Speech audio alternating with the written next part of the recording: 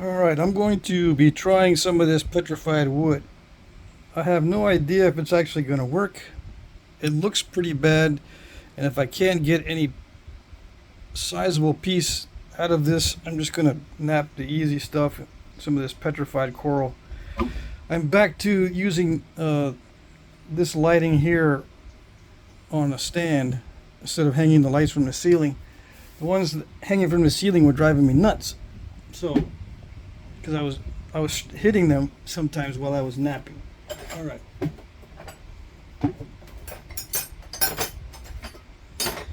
Let's see. What shall we attack this with first? 5-ounce popper. Yeah. Now, petrified wood can be heat treated, but I don't think this piece is heat treated. It looks really cracked, so I'm not expecting good things, but you never know.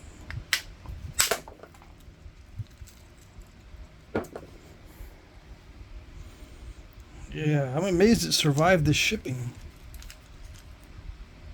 It's so delicate and fragile. Yeah, I don't think I'll be able to use any of this. No. And I think it might be heat treated because it's breaking apart way too easily. Can I make a little teeny arrowhead out of this? Probably. But it's going to have holes in it.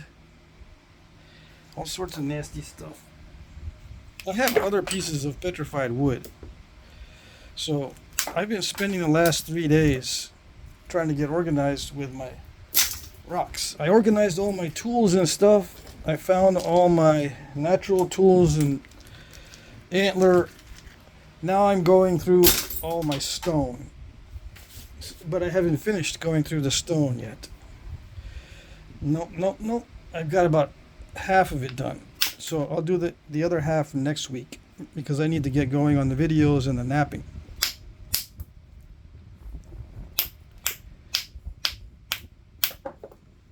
Come on, what did that do? It went the other way.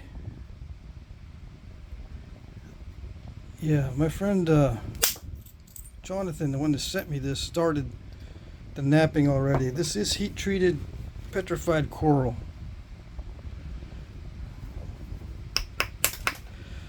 It seems to be napping well. Let's see.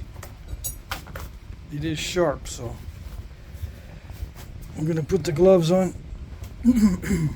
Okay. Let me see.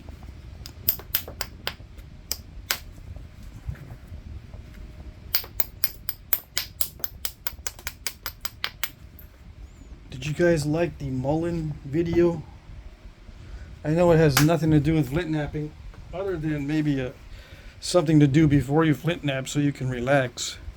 I don't think Mullen has a relaxation chemical in it.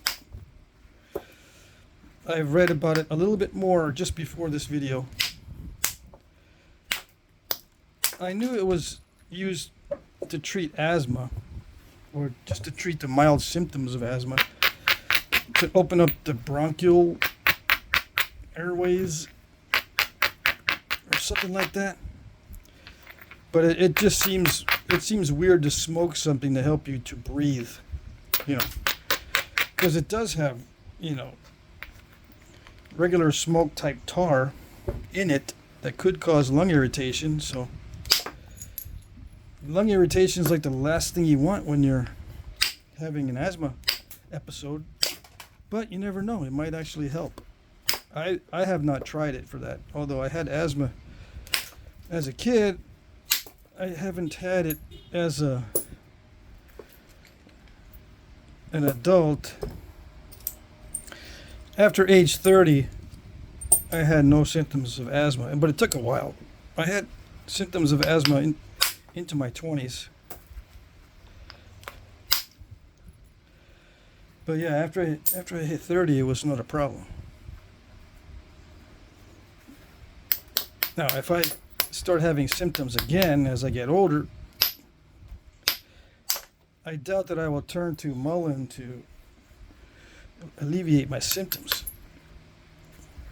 Yeah.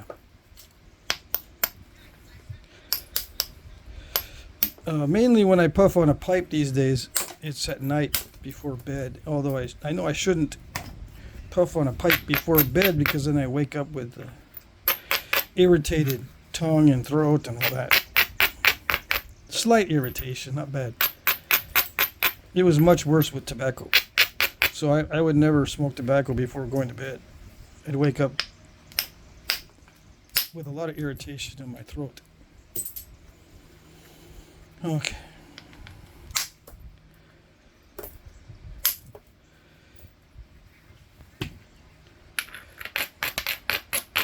There's not much to say about smoking that stuff because there's a lot online. You can just look it up. There's not that much really. I say a lot online, but not much. There's not. There's a lot of sources, but not much as far as original material. There's a lot of sources, but not much original material on the subject. And I don't see very many videos at all on it, so.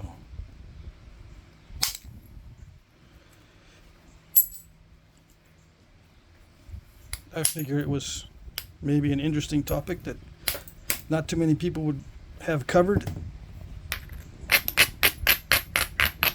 Anyways.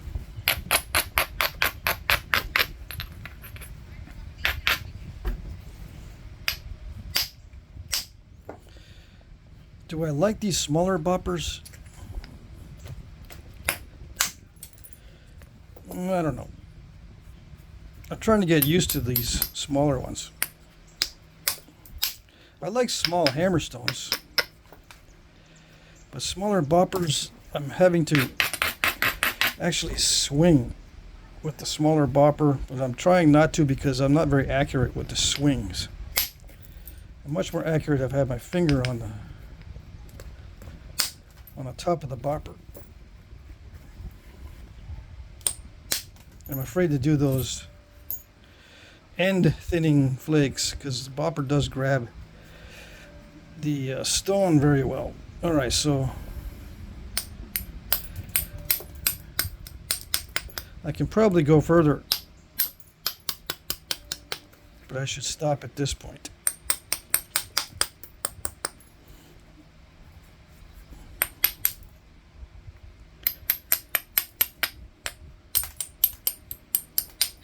Someone's going to send me some stone. I just got a message. It's nice to have friends.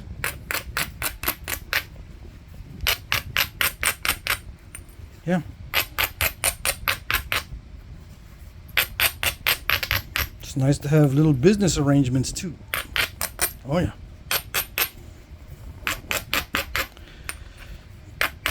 Businesses supporting other businesses. Yeah. It's a fun thing.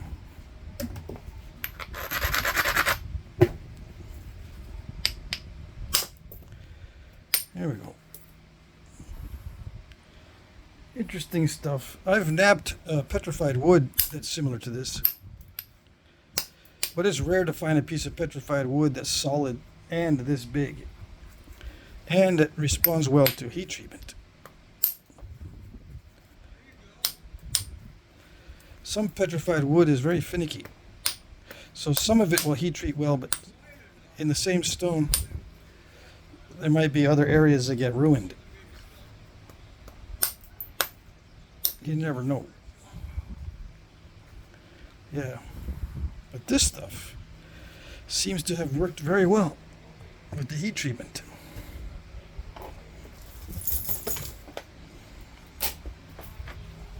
What temperature, you might ask? That I don't know. I think it's 400 degrees.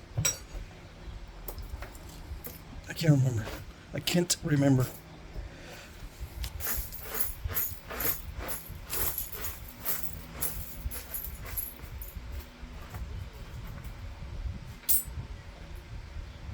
Most of these are little crud flakes.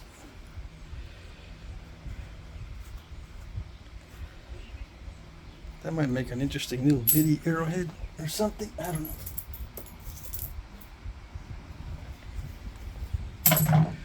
know. Okay. So when I did that mullen video, at least half the people watching it haven't seen enough of my videos to know what I look like. So for some of them, it's a big shocker. Like, you're old. Yeah, I know. My kids tell me that all the time. They say, Dad, you're old. I said, thank you, Captain Obvious.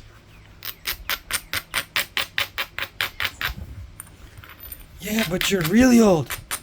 Yeah, I know. I know that.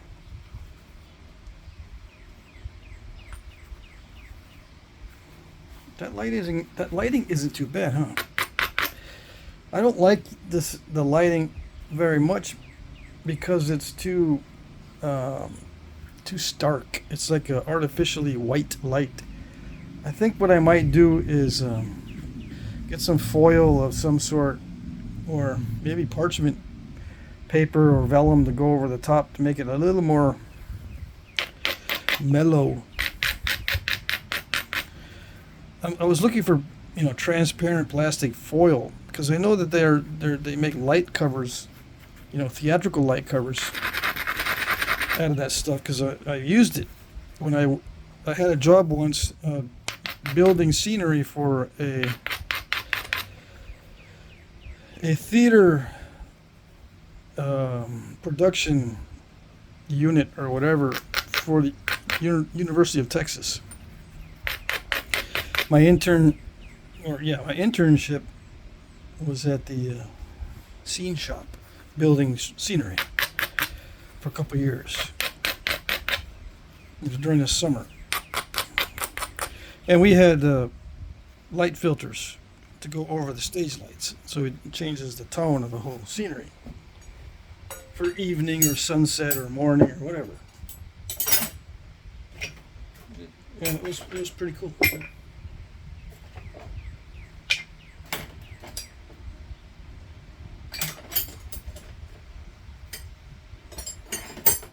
Yeah, University of Texas Performing Arts Center. That's what it was.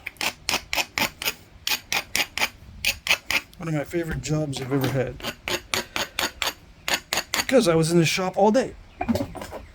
All day.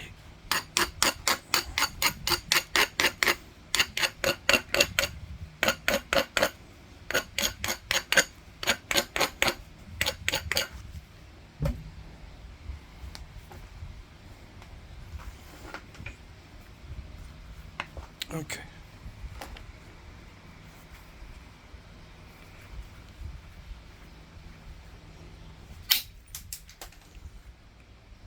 Oh yes.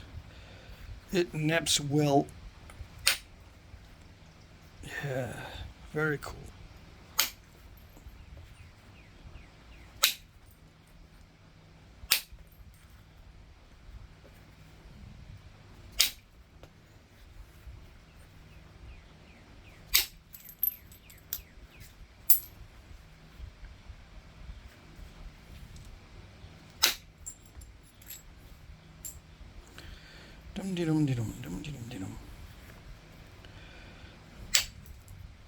I don't know what to talk about. Believe it or not.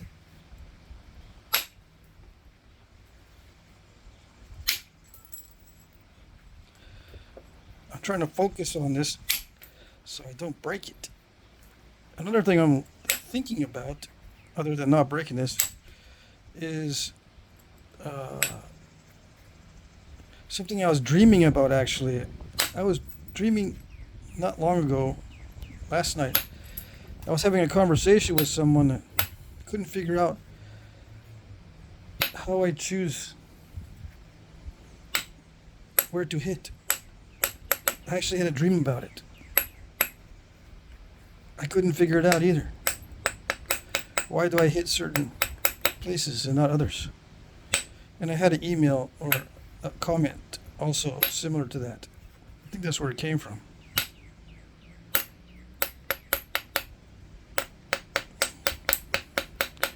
To explain why I hit certain areas, I would have to also explain why I don't hit the areas that I didn't hit. It's not just explaining to you why I hit an area, but I had to explain why I don't hit other areas.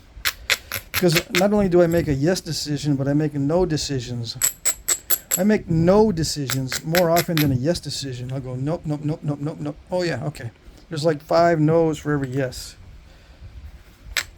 There's a possibility. So I see some yeses, but there's a lot of no's, and I'll have to, I'd have to analyze why that's no, in addition to why is yes.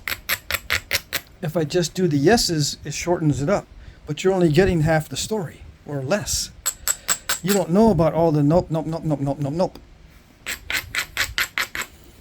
Why do I say no? Is that just as important as why I say yes to certain areas? Why, yes, it is. Is that why I don't like to explain it? No, that might be part of it, but most of why I don't like to explain it is because it's just a difficult thing. It is difficult. Now, if I were to make things up, it'd make it easier, but I try to be as accurate as I can with my explanations. I could make things up and say that I do that because of blah, blah, blah. If there's already a narrative out there, I could follow that and make it easier on myself. But I don't. Let's see. I cracked it right there. I hit it too hard for the thinness or the thickness that it is. See that crack right there? That will open up and go across the piece if I don't get rid of it. It doesn't look like it goes all the way through, but I've got to get it out of there. So I could lose a lot of width. That also tells me it's getting too thin. And yes, the amount of thinness that you can go depends somewhat, I don't know how much, on the material itself. Let's say that's 50 millimeter. Right where it's really thin, that's a 7. So it's 7 to 1. 7 millimeter thick, and it's 50 millimeter across. Yeah, 7 to 1. It's a little bit too thin, because that's what happens. Does that happen when it's thicker? Yeah, but as it gets thinner, that happens more. That happens more often, because it's starting to flex. The thinner it is, the more it flexes, and when it starts to flex, it wants to cut across with those radial cracks. Yeah.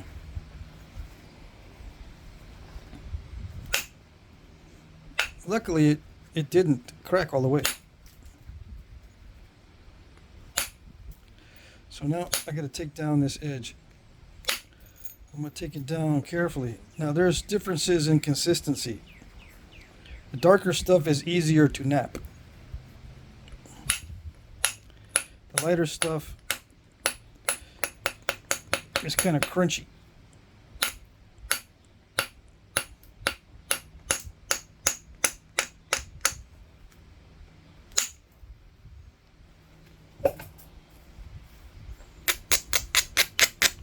I've got the door open, so there's some artificial light some natural light coming in. It looks very similar to the natural light looks very similar to this artificial light. But while I'm napping, it's just a little irritating because it's very, very bright. Let's see. Yeah, that was kind of in my eyes. That's a little bit better. I turned one of the lights so it wouldn't be in my eyes. Okay.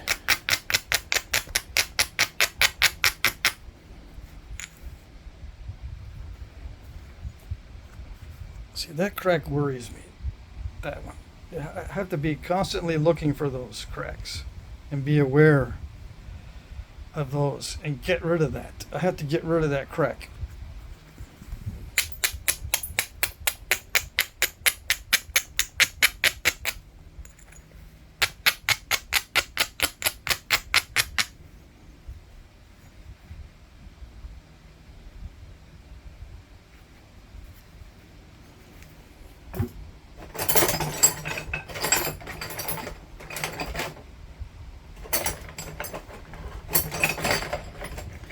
Is that another reason why you like to keep them wide? Why, yes, it is. I like to preserve the width because if not, and if I had got that crack when it was more narrow, it would have to have gotten much more narrow, which is terrible. I don't like it to be much more narrow.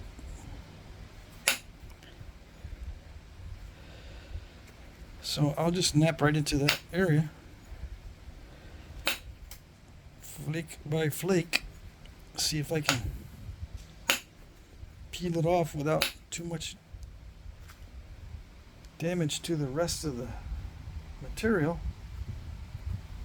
That got most of it.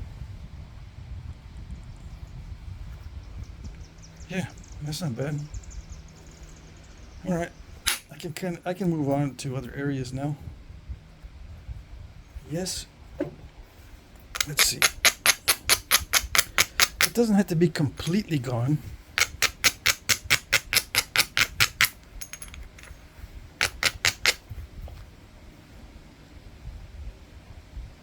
But I think it is for the most part almost gone. See, it's right there. Let's see if I can make it completely go away. In the process of trying to make it go completely away, I might make it too thin. Right there. It's thick here and thick here, so hopefully that did it. I think that did it. Yeah, okay, so now I can work on the rest of it. Let's just make sure. Yeah, it's gone. All right, there you go.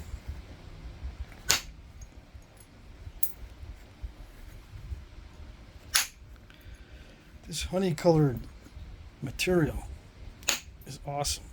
And yeah, I think it changed a little bit with the heat treat, but you never know. It might have been an awesome color to start with.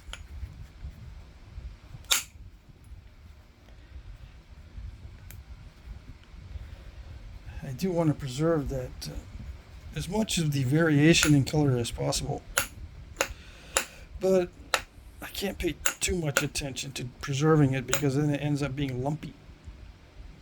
Yeah. So I had a dream about explaining flint knapping. Usually when I have a dream about flint knapping, it's about trying to find the perfect stones. And somebody has some excellent stone and I'm trying to take it home, figuring out a way to box it up and take it home. Or buy it from the guy or something. I'm trying to get the perfect material that he's got some and he's not going to nap it.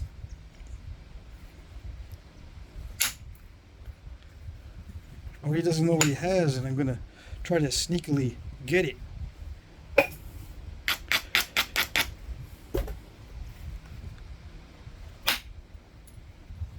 How do I sneakily get it when I'm dreaming about it? I'll just pick up a stone and carry it around with me. Yeah, I'm carrying around stones. In some of my dreams, I'm just carrying it. And of course, the dream moves off into other areas and I'm no longer carrying the stone, but that's kind of what my dreams are about. Looking for the perfect stuff when it comes to flint knapping. I hardly ever try to explain it to somebody, but yeah, that happened last night. And like I said, I had to explain all the why nots. Why don't I hit a certain area as well as why I do hit a certain area. It's very, very tedious.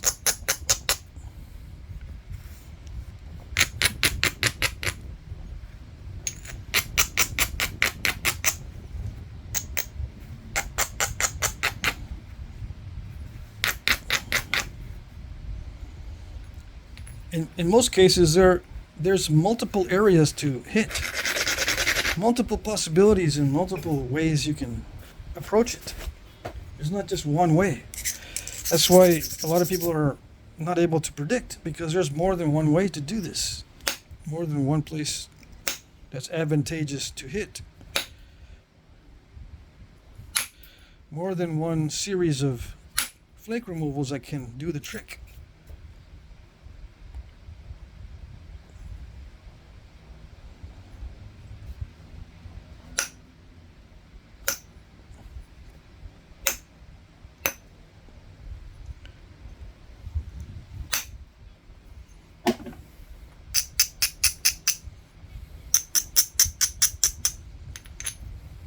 And there's general overall mannerisms, and sometimes those mannerisms change. Like the overall mannerism of being opportunistic can change to being contrived toward the end, or you can contrive it in the beginning and knock off big old flakes and then be more opportunistic toward the end. There's different mannerisms, different mindsets that can stay the same or change, or you can change at different stages in different ways.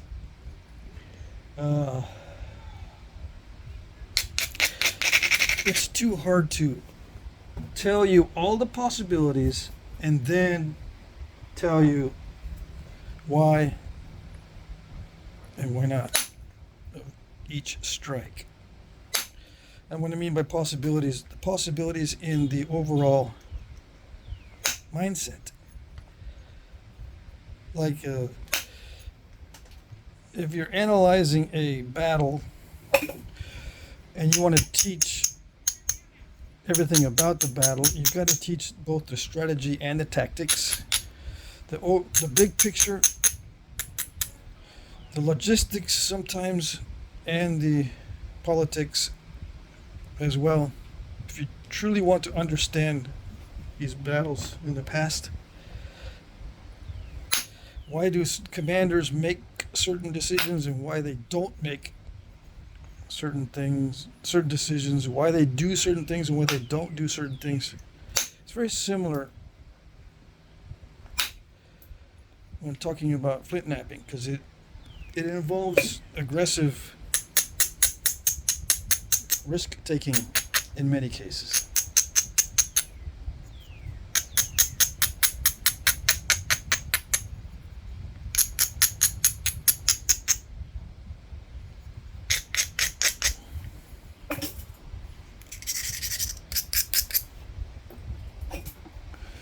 And a lot of it is damage control.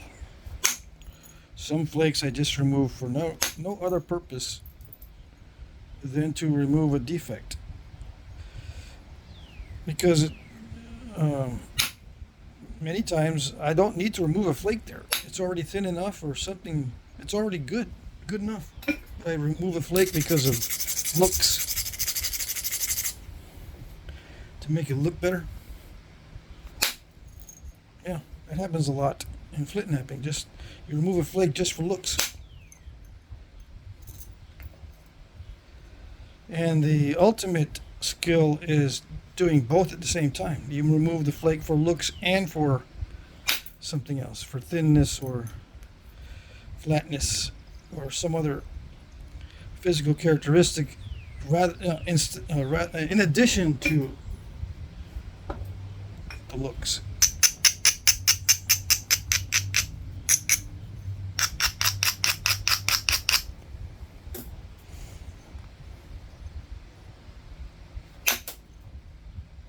I'm going to the islands on that one. Alrighty.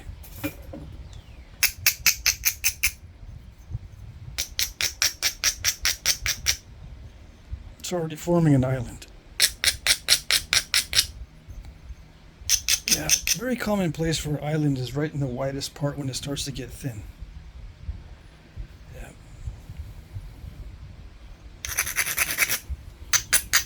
I can't hit it too hard because I already went through the pain of repairing a crack because I hit it too hard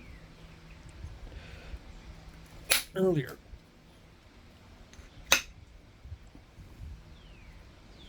If I hit it too hard again, I'm going to have to develop I'm going to have to remove another crack, and I don't want that to happen.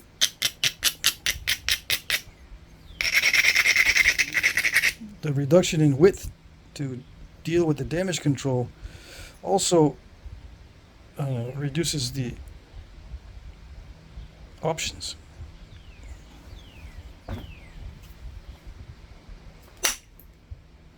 Yeah, I tried to do the damage control with the end of the flake and it didn't do it. Didn't go far enough, but I might be able to hit the face of that step fracture there. Oops. I gotta be careful that this matches perfectly when I re-strike it. I shouldn't have talked about it. Alright.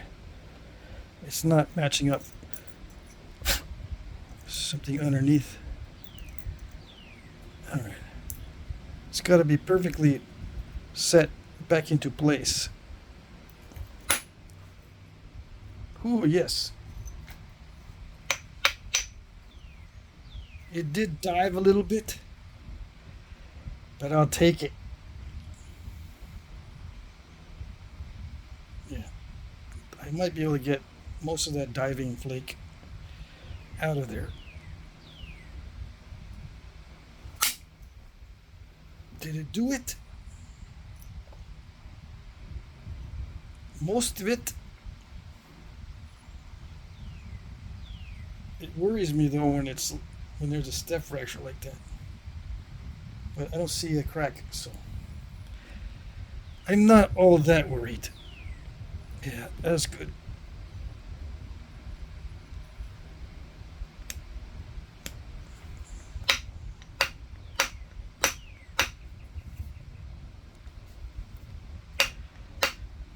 I haven't talked about the sweat stage yet. Is it the sweat stage? Yeah, it's starting to get that way.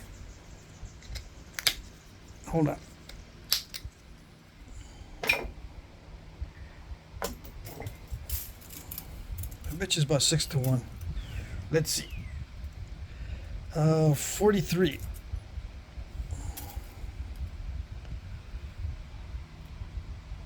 Divided by 6, 7-1. It's 7-1, so yeah, it's the switch stage.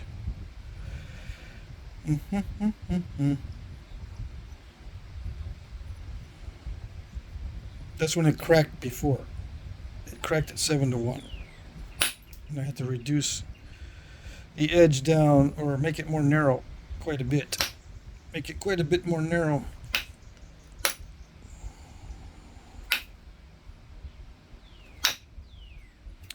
Man,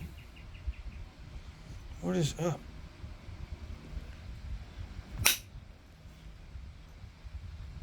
Ooh, it almost did it.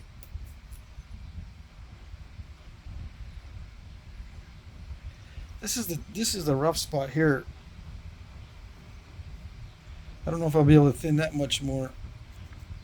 I didn't think that was going to be a rough spot right there. This is a rough spot here.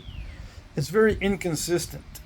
All right, this is very nice to nap here, but when you start getting into these other colors, it starts to become more difficult to nap.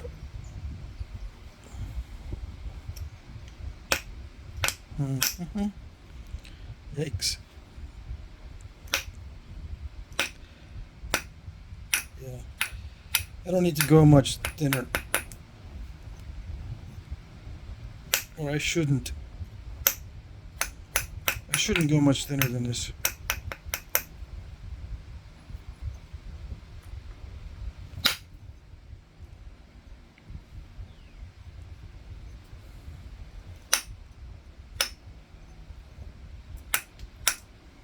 There's a crack here.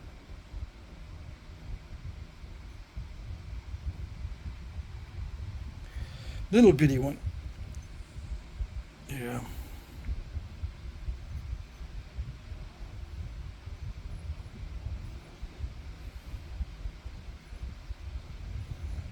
Make a stemmed, contracting stemmed point. Sure.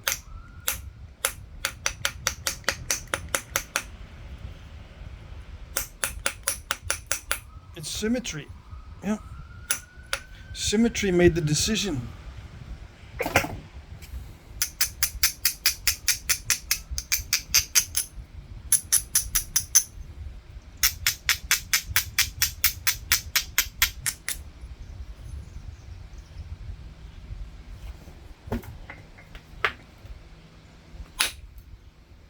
Yes. Yeah, this honey-colored portion naps very well if I don't mess it up. Yet the bad part about really nice napping stuff is it can also amplify your mistakes.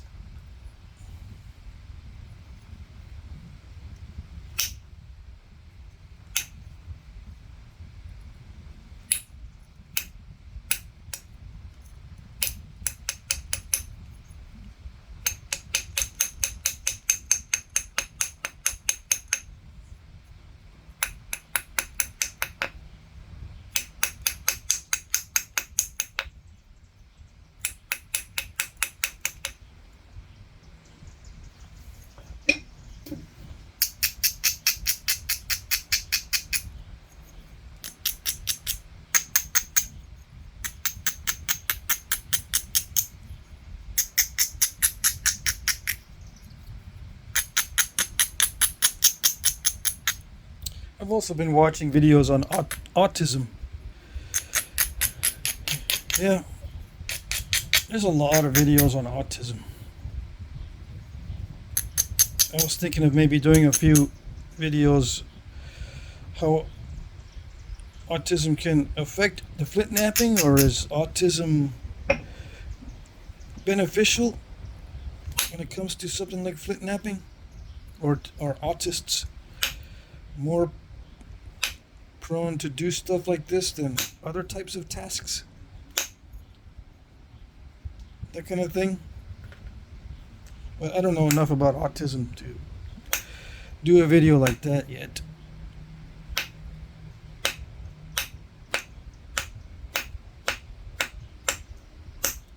If you didn't know, I have two sons and they both have autism.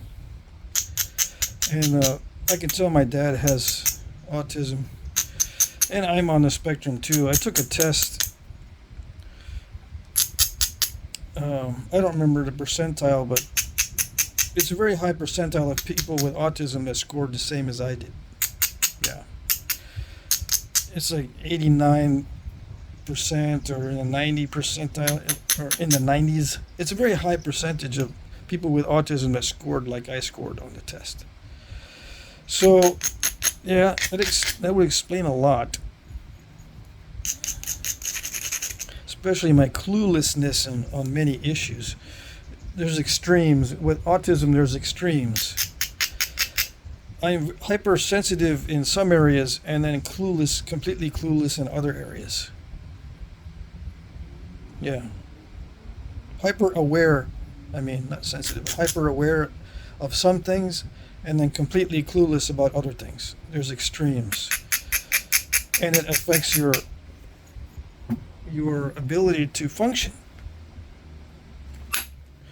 Neurotypical people don't have impairments. They'll have extremes as well, but in most cases it's not an impairment. It's just one of those things that happens with awareness,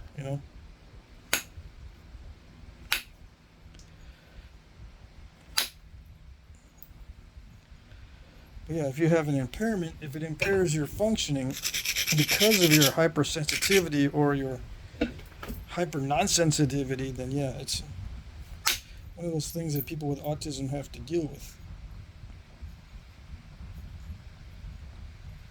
How does that relate to flint napping? Well, it could be that some of the flint nappers in the past were not able to function in normal society, but they could spend their time all day long napping rocks and then becoming extremely good at it. Just sitting there by themselves or with just a couple other people.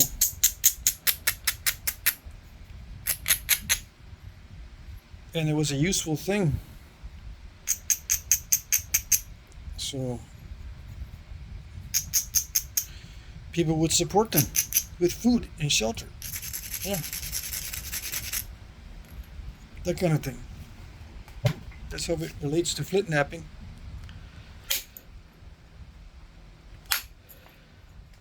Some people are hypersensitive to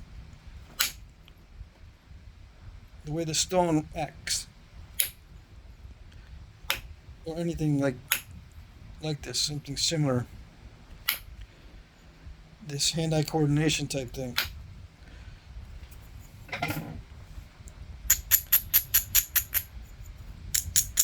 Some people are hypersensitive to what works. They don't know exactly why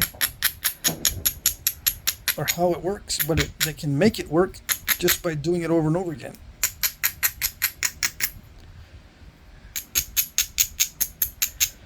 But in a more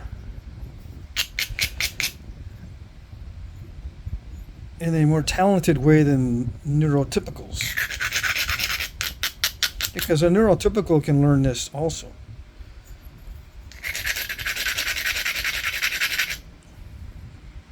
But if you're hypersensitive, you can learn to do some amazing things. Like what, you might ask? Like those ultra thin bifaces that Folsom guys made. There may have been a streak of autism through that culture, or through that ethnic group, because it does run in families. They don't know exactly what causes it, but they're thinking that it has a large genetic component.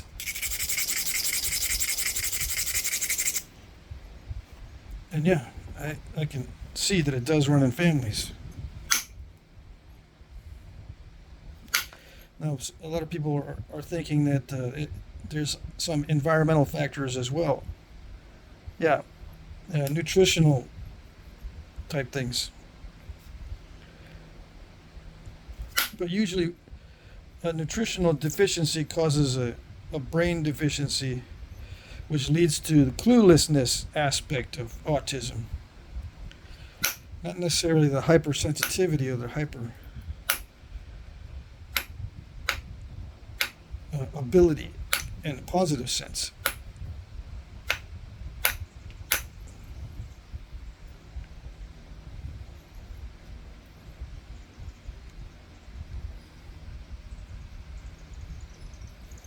I think there's different ways to look at it.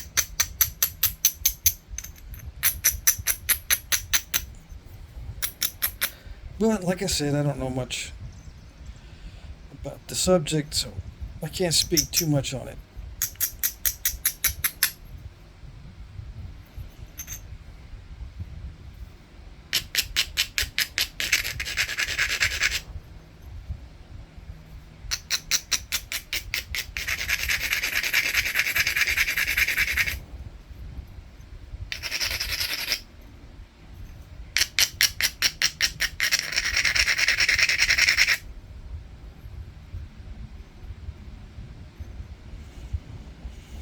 Okay, I'm going to attempt to thin this a little bit more.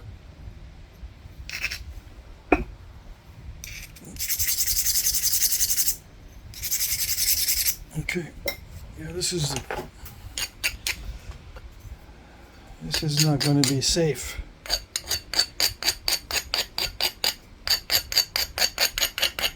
I'm going to venture into dangerous territory.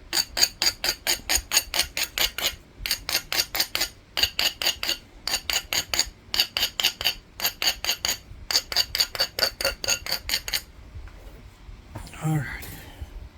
See, because there's lumps in it. Thick spots.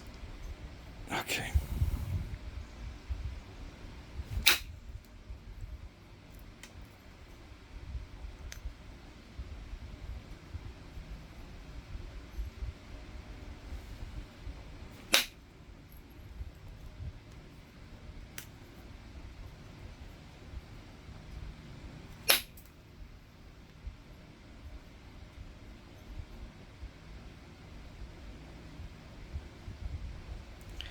I don't see any good spots, so I'm just going to hit a bad spot.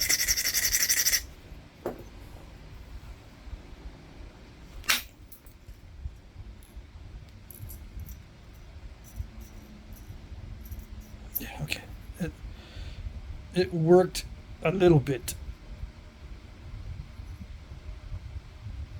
flake didn't go as far as I was thinking it would go, but it went. It's supposed to meet up with the other one. Almost. It's not good enough in Flintknapping, unfortunately. Let's see. What did it do? Again, almost fanned out enough to clip those, but it didn't. See, sometimes if it clips the bottom of weak areas like that, it'll pop them out. But again, I'm depending on the ending of the flake to do the job, which is not a good strategy. That's why I was saying it's not really a good place to hit, because I have to depend on the ending of the flake to do the work. Just pick it out, dude. Pick it. Yeah, I know. Yeah. I know everything. You didn't know? You didn't know that I already know? Yeah, I know everything.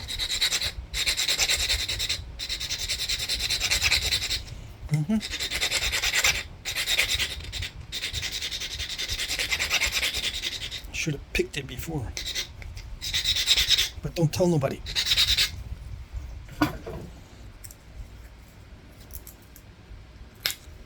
It's an old habit to try to get these out without picking them. You didn't know that picking was a new strategy for me? Relatively speaking? I used to never do this picking stuff with the spatula tool.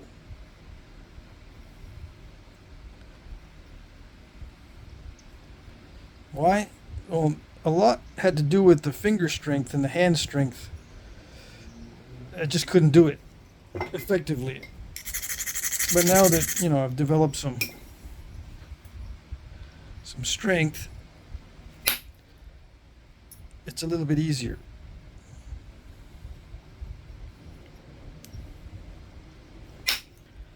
And yet it requires some physical strength to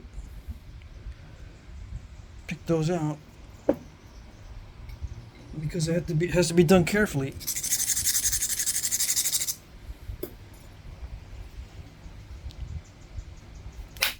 Let's see if it did it. I think it did it. Yeah. I mean, I left a step fracture, but it took care of mostly what I wanted it to do. Now I'm just going to pick the rest of it. Yeah. I think that's it for the thinning. I'm not going to push my luck. If that picks out well, I can't put that flake back in because it was all smashed, right? If that flake was still intact, I could have put it back in there, but I think it was all smashed. But nope, I could push on it and it worked. Interesting inclusions. Yeah. It's a big word for someone like me. Yeah. Inclusions. I don't even know if that's something that is used for stone. It's probably a different word for that amongst you rock hounds.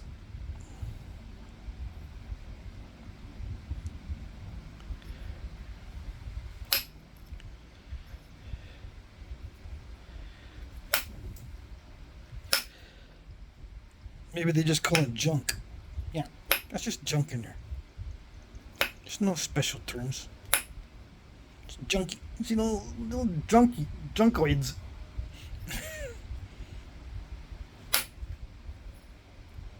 Yeah, that's a rock hounding term. Those little junkaloids or junkoids.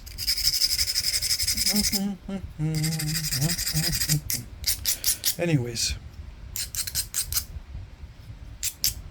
Is it time for pressure flaking yet? Are we there yet? I think we're there yet. Yeah. I will do some more percussion to get maybe that out. If it presents an opportunity, I can take a percussion flake in that area. But, you know, it's pretty straight. It's got some waviness and wonkiness in the surface, but, you know, it doesn't matter too much. That's my opinion.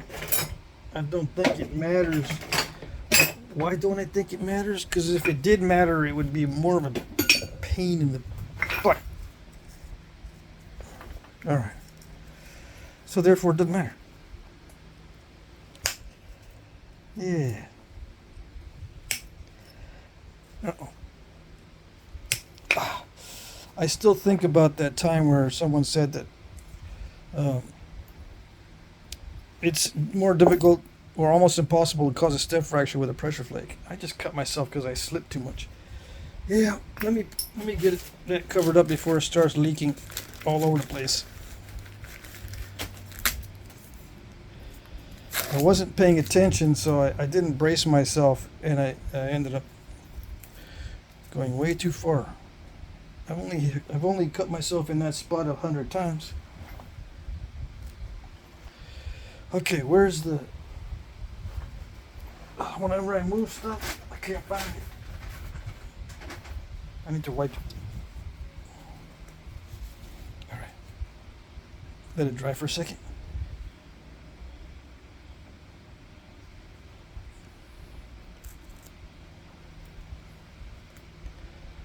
Come on. There it goes. Alright, I need to make sure that I brace myself during the pressure flaking.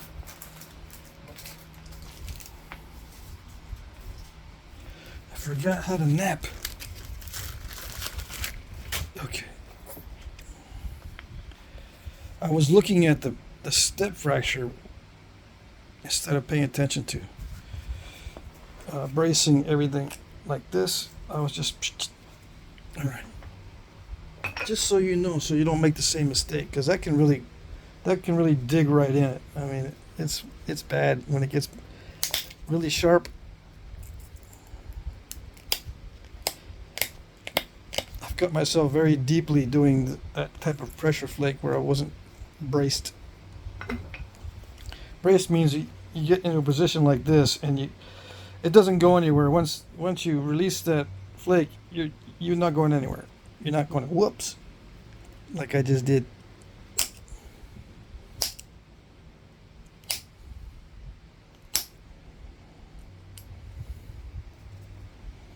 Yeah.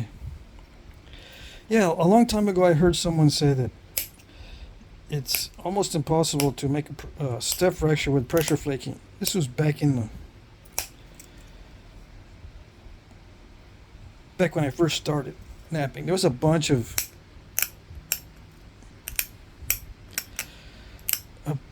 myths out there.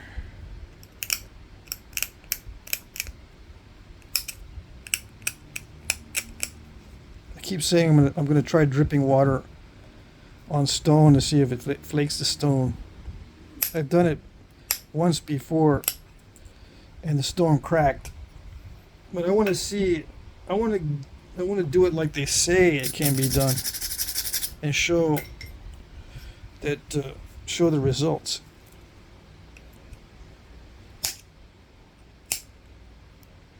That myth was extremely pervasive. That you could drip water on the edge or drip water on the surface and then do a bunch of pot lids that look like you remove flakes with percussion or pressure. Yeah.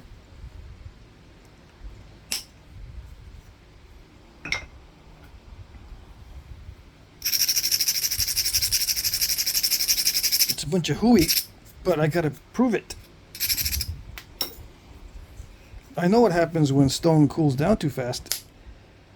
In a general sense, especially because I've been doing a lot of heat treatments, I know what happens when cold air touches the surface. I can just imagine what cold water does.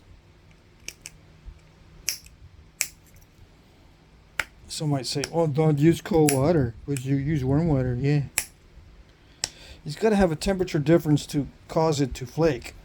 That's the whole point. It's the change in temperature that causes that flake to pop off. So why would you want to lessen the change in temperature?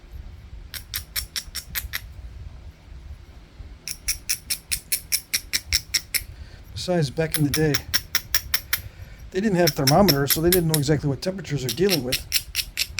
So how would I be adjusting the temperature the way they used to? And we have thermometers, but they didn't, so how do you guess? You drip the water on yourself first, and then you touch the stone to yourself, and let's see, that's 326, and the water is 165, just by touching? I don't think so.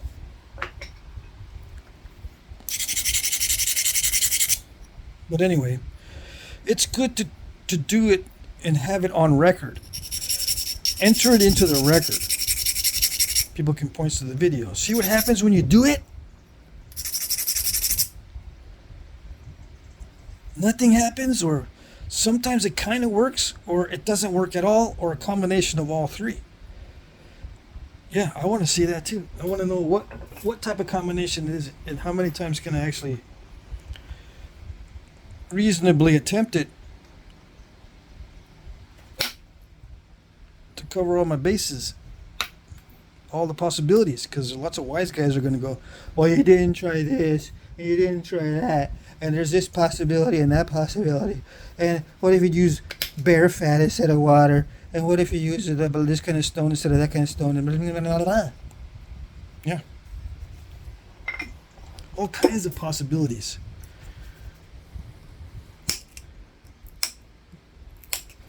The last video I was talking about humans know how to abuse the situation. Humans also can come up with all kinds of things to try. Try this and try that. Keep trying, keep trying. I think I know what's in there somewhere. I know I make fun of it.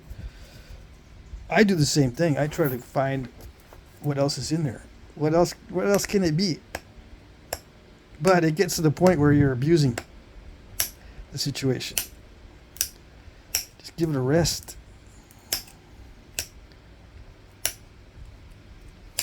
Yeah.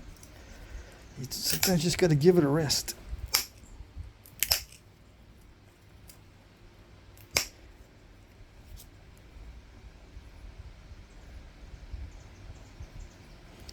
Yeah, in engineering, we were into, when I was in engineering school, you learned that close enough was good enough for practical purposes. All practical purposes, close enough is good enough. If you have a close enough estimation, it's good enough. You know, you at least you know the,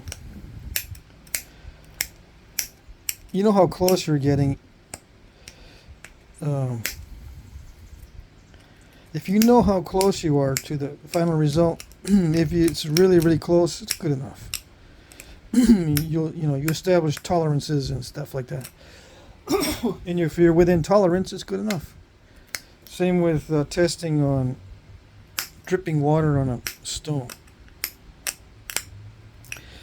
You've tried it enough times, you've got enough results, and you know, okay, we're close enough to exhausting the possibilities. It's close enough to make a general statement, a reasonable statement as to the effectiveness of it. And we'll let some genius figure out how to do it better. Yeah. Somebody might come up with a way to do it. But for all practical purposes, it's either too difficult or we're not smart enough to figure it out. Sometimes it's beyond human ability. It can be done, but not by humans, because it's just too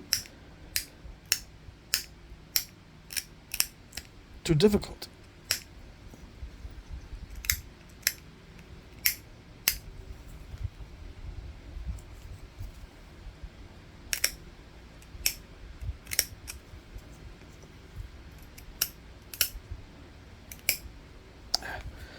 Yeah, I need to get the good glasses. Yeah, see, I'm learning. I gotta put the good glasses on and get the real sharpety tips to do this work on the very tip. change the equipment for the tips. Yeah. All right. Start down here. Work my way up. Oh, I can see the stiff fracture right there. That's not good. That's why it didn't like it. No, no. Yeah. All right.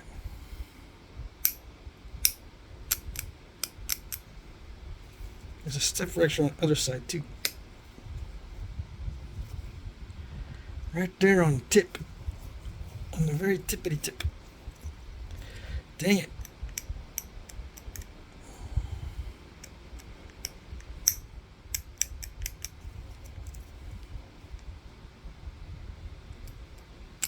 Nope. Nope. No. There.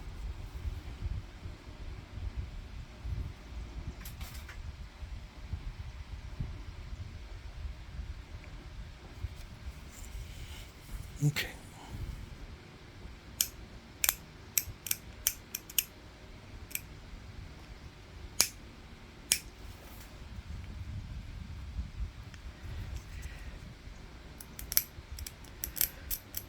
I took a little bit off the very tip because I want to beef up this edge and run a flake to flatten.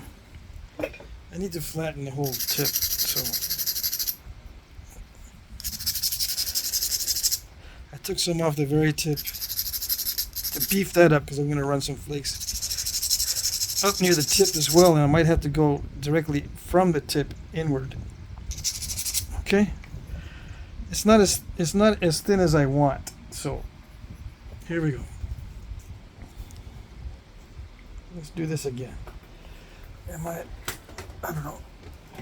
I can't see. Yes? Maybe? Let's see. Yeah?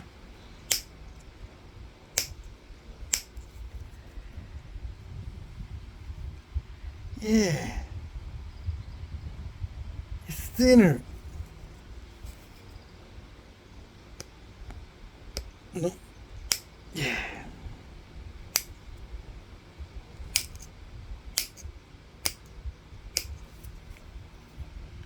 It's thinner. Hey, Mikey.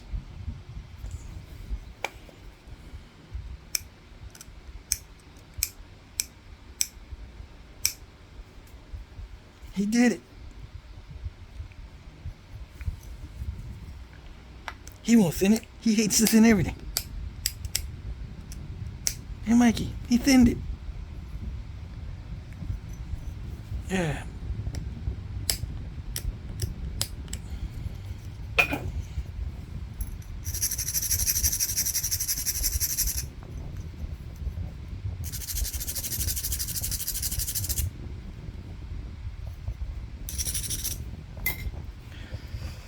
Here we go.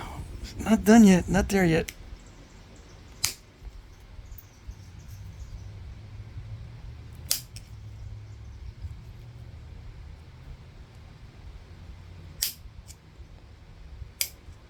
Oh. Step. I can't get away from those. I got dust on the camera. I think you can see that stiff fracture.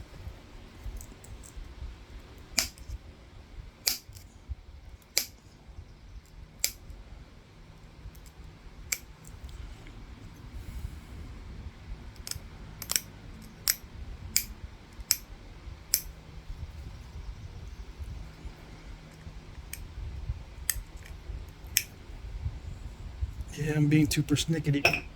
All right.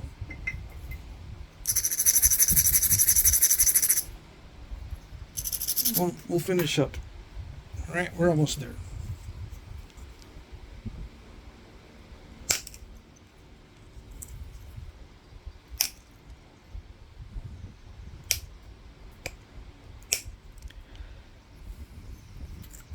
We're going to do that pick on the edge kind of sharpening. Yeah. maybe a little bit of bulbs of pressure as well. Maybe. Come on.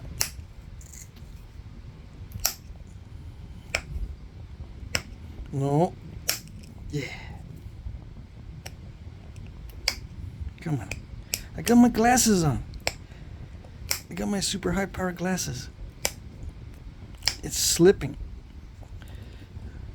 That's what happened when I cut myself. It slipped. I gotta make sure I don't go anywhere when it slips. Come on. It's not gripping.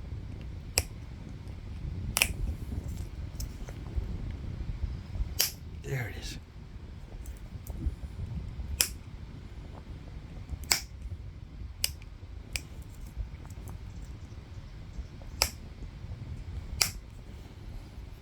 Some of you might ask, what do I do to make it grip when it's not gripping? I change the angle a little bit, or I change the position of the flaker and keep trying. Sometimes I change it so much that when it finally does flake, it messes up. Yeah. So it's not a perfect strategy to keep changing the angle or whatever. Sometimes I should just stop and either regrind it or flake the edge in a different way. Instead of trying to push it there, just kind of go back and just mess with it by picking at it some more in a different way. And then, once the edge looks right, I can add some pressure. So, a higher level of pressure. Yeah.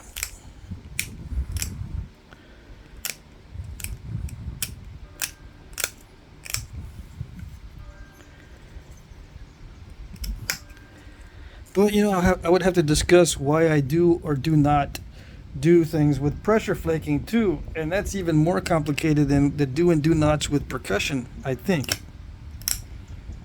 Yeah, because pressure flaking, you got a lot of options.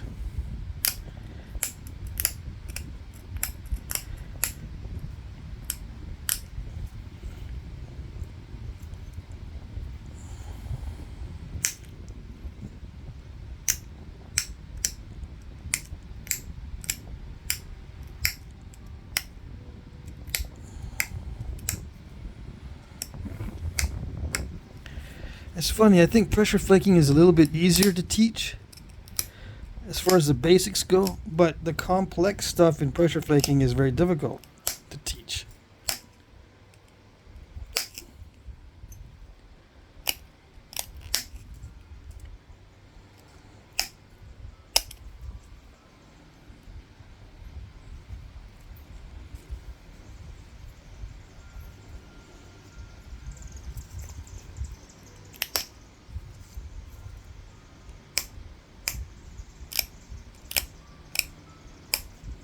And the complex stuff in pressure flaking it mainly has to do with the creation of the type of flakes you want. There is the ability to create certain flakes very reliably with pressure. But to try to describe all the conditions necessary can be very complicated. Because it's not only the rock, it's the tool tip as well. And the material of your tool and that kind of stuff is, yeah, that's present also in percussion, but it's not as persnickety as the pressure.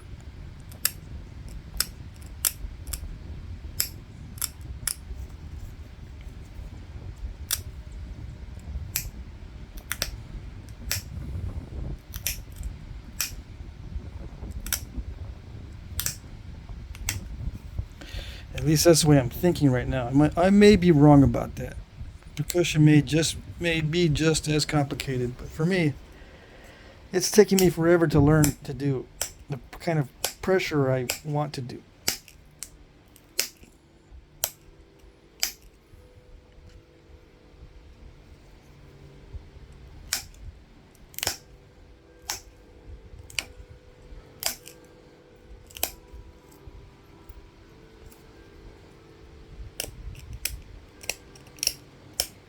And I wanted to do long, narrow flakes. If I can do long, narrow flakes, I've got, 90% of the battle won, because then I can just put them where I want. And if I want to put them in sequence, I put them in sequence. If I only want them near the tip, only near the tip. If I want them only on the base or on the stem, yeah. Once I can figure out how to do the long, narrow flakes, I can put them anywhere I want, basically. It doesn't always work, but yeah. So I'm learning how to do, or trying to learn how to do the long, narrow flakes. And I'm finding out that it requires a lot of physical strength and good material.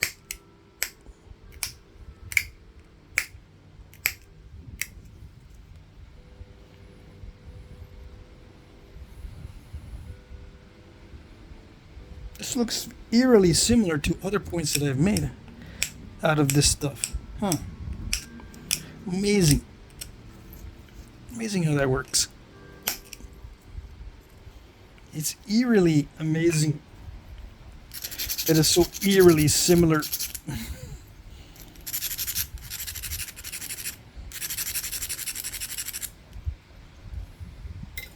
All right, we're almost done. In fact, we were done a long time ago. But I'm just trying to make the stem look a little neater.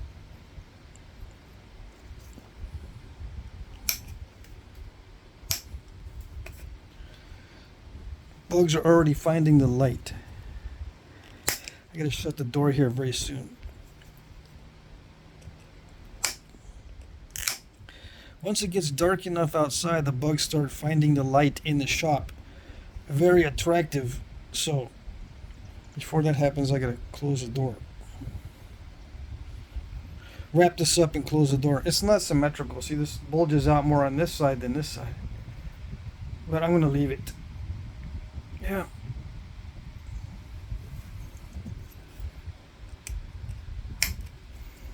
Do I have my hafting?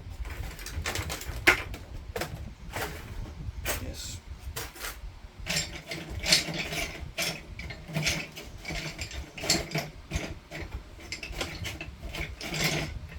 I found a new hafting thing. Where is it? Yes. I found a bone that I had carved a notch into. Amazing how that works. You can mount this to bone. This is a deer bone. With a little bit deeper notch, I could haft it into there. It'd be about this deep with just glue. Make a nice little knife. What else? I found another one too. I found this one here. That's got a scorched. No, that's asphalt on the inside. There you go. That's a little bit better notch for this. Yes, that's what I would do. Yeah. Turn it around in anyway. Yeah, straightens right out. It's amazing how that works.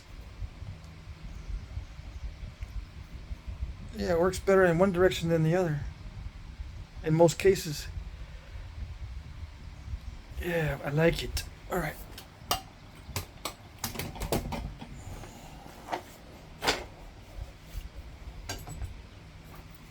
I'm not going to haft it. I put that in there, or I'm putting this in the videos so you can see what they're supposed to do. These are supposed to be hafted to something. They're not supposed to just be like this and be on display or just sit in a box or in a pouch somewhere. It's supposed to be hafted to something. That's the whole purpose.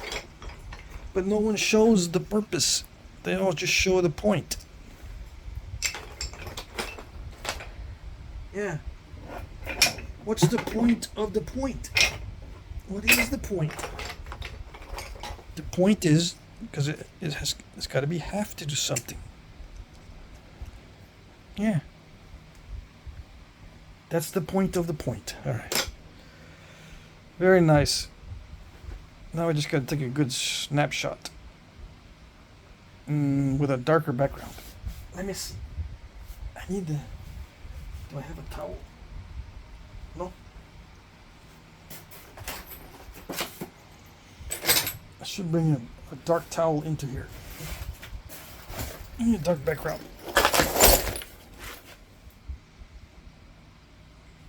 Yeah.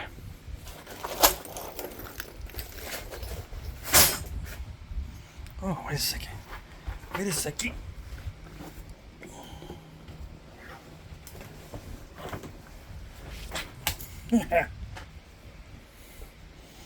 I'm too smart for myself.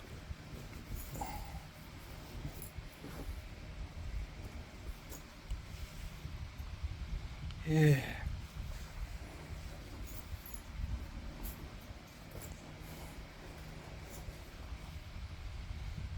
There it goes.